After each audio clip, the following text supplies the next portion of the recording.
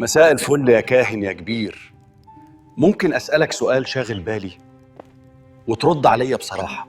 أهلا بك يا ابن رابين، إله الشمس نفسه مستعجل. بس اتفضل، إيه اللي محير عقلك الصغير؟ كنت عايز أعرف انتوا بتجيبوا السحر ده منين؟ كل يوم الشعب بيقول إنك بتخلي التمثال يتكلم. سحر يا ابني ده علم، بس انتوا اللي دايما تفكروا إن كل حاجة لا بصراحة امبارح سمعت التمثال قال اقفلوا الباب وراكم.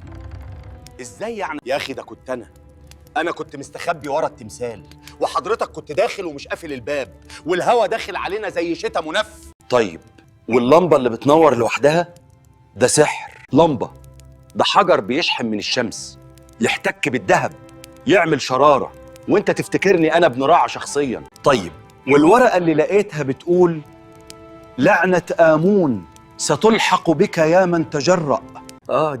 دي كانت ورقة الغرام بتاعتي، كتبتها لوحدة ووقعت من جيبي، بس بدل ما تروح لها راحت لك انت يا خيابة الأمل. يعني كله علم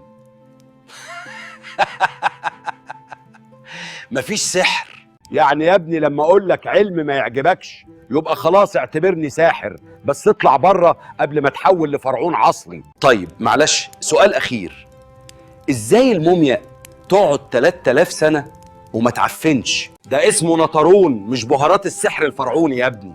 واقفل الباب وراك بقى، انت كده فصلتني. بصراحة الكاهن عنده حق، كتير من اللي افتكرناه سحر فرعوني هو في الحقيقة علم متقدم جدا. العلماء لحد النهارده مش فاهمين ازاي المصريين القدماء وصلوا للمستوى ده. اول حاجة، الفراعنة ما كانوش بس بيبنوا اهرامات،